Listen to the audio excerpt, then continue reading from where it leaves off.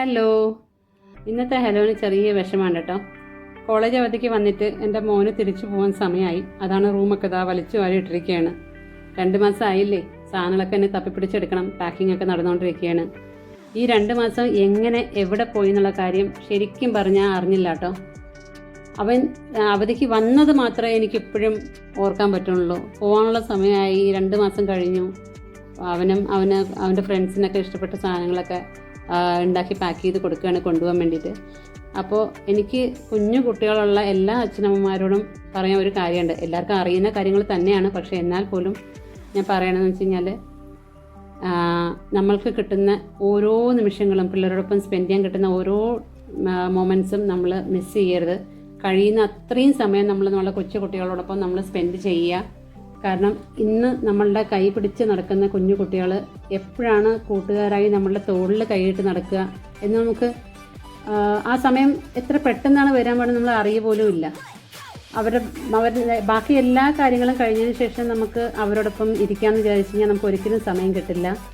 നമുക്ക് അത്യാവശ്യം അല്ലാത്ത പണികളൊക്കെ വേണ്ടി മാറ്റി വയ്ക്കാം. കാരണം ഇന്ന് ചെയ്യുന്ന പണി തന്നെയാണ് നാളെയും ചെയ്യണം, നാളെ ചെയ്യണത് തന്നെ മറ്റന്നാളും പിറ്റന്നാളും ഒക്കെ ചെയ്യുന്നത്.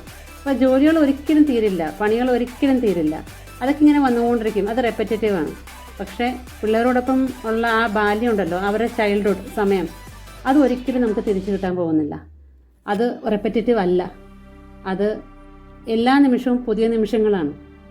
അപ്പോൾ അത്രയും തന്നെ സന്തോഷം നമുക്കും കിട്ടും, പിള്ളേർക്കും കൊടുക്കാൻ പറ്റും. ഈ ചെറിയ ചെറിയ മൊമെൻറ്റ്സ് നാളെ ബ്യൂട്ടിഫുൾ മെമ്മറീസ് ആയിട്ടേ നമ്മളുടെ കയ്യിലുണ്ടാവുകയുള്ളൂ.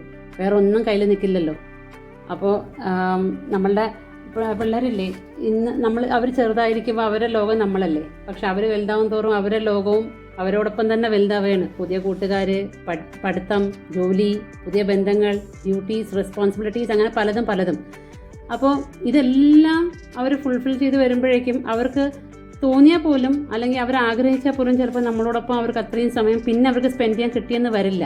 അന്ന് നമ്മളുടെ സമയം കാണും അവരോടൊപ്പം ഇരിക്കാൻ വേണ്ടിയിട്ട്, പക്ഷേ അവർക്ക് കാണില്ല നമ്മളോടൊപ്പം ഇരിക്കാൻ. കാരണം പല കാര്യങ്ങളും അവർക്ക് ചെയ്ത് തീർക്കാനുണ്ടാവും. അപ്പോൾ പറ്റില്ല. അപ്പോൾ അതുകൊണ്ട് നമുക്ക് പറ്റുന്ന അറ്റ്ലീസ്റ്റ് പണ്ടൊക്കെ എന്താ പറയുക, നമ്മൾ ജോയിൻറ്റ് ഫാമിലിയിലല്ലേ താമസിച്ചിരുന്നത്. ഇപ്പോൾ ആ ജോയിൻറ്റ് ഫാമിലി ന്യൂട്രൽ ഫാമിലിയായി. പക്ഷേ ന്യൂട്രൽ ഫാമിലിയുടെ അകത്ത് പോലും നമ്മൾ എത്ര സമയം ഒരു ദിവസം അച്ഛനും അമ്മയും മക്കളെല്ലാവരും കൂടെ ഒരുമിച്ച് ഇരുന്ന് സംസാരിക്കുന്നുണ്ടാവും ദിവസം. എത്ര വീടുകൾ അങ്ങനെ കാണും. ഇന്ന് വളരെ ചുരുക്കമാണ്. അമ്മ എന്താ പറയുക, അടുക്കളയിൽ ചൂടോടെ ദോശ ചുട്ട് അച്ഛന് കൊണ്ട് കൊടുക്കുന്നു, പിന്നെ മക്കൾക്ക് ചുട്ട് കൊടുക്കുന്നു, അതിനുശേഷം ലാസ്റ്റിൽ അമ്മ ഇരുന്ന് കഴിക്കുന്നു. അപ്പോൾ അതിനേക്കാളും അറ്റ്ലീസ്റ്റ് ഈ ഒരു മൊമെൻ്റെങ്കിലും നമുക്ക് എല്ലാവർക്കും നമുക്ക് എന്താ പറയുക എൻജോയ് ചെയ്യാൻ പറ്റും എന്നുള്ള മൊമെൻ്റ് വെച്ച് കഴിഞ്ഞാൽ ഒരു നേരമെങ്കിലും ഭക്ഷണം വീട്ടിലുള്ള എല്ലാവരും ഒരുമിച്ചിരുന്ന് കഴിക്കുക. ഒന്നീ ബ്രേക്ക്ഫാസ്റ്റ് അല്ലെങ്കിൽ ഡിന്നർ. ബ്രേക്ക്ഫാസ്റ്റ് ചിലപ്പോൾ പറ്റിയെന്ന് വരില്ല, കാരണം പിള്ളേർക്ക് സ്കൂളിൽ പോകുന്ന സമയം വേറെ, ജോലിക്ക് പോകുന്ന അച്ഛനമ്മമാർക്ക് ജോലിക്ക് പോകുന്ന സമയം വേറെ. അറ്റ്ലീസ്റ്റ് അത്താഴമെങ്കിലും വീട്ടിലുള്ള എല്ലാവരും ഒരുമിച്ചിരുന്ന് കഴിക്കുമ്പോൾ നിർബന്ധമായിട്ട് തന്നെ മൊബൈൽ ഡൈനിങ് ടേബിളിൽ കൊണ്ടുവരാണ്ടിരിക്കുക. എന്നിട്ട് അവർ പരസ്പരം അങ്ങോട്ടും ഇങ്ങോട്ടും സംസാരിച്ച് സമയം ചെലവഴിക്കുക.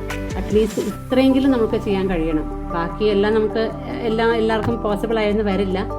പക്ഷേ കിട്ടുന്ന സമയം അത് നമ്മൾ ഒരുമിച്ച് സ്പെൻഡ് ചെയ്യണമെന്നാണ് എൻ്റെ അഭിപ്രായം. കാരണം life is too short and time is too precious. അപ്പോൾ ഇന്ന് ഇത്രയേ ഉള്ളൂ. എല്ലാവരും take care. Have a nice day.